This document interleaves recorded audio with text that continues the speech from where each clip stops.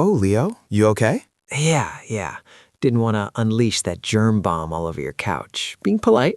Polite? That's dangerous. You should never hold in a sneeze like that. Dangerous? Come on, it's just a sneeze. Better than spraying everything, right? Wrong. Think of a sneeze like a pressure washer for your nose.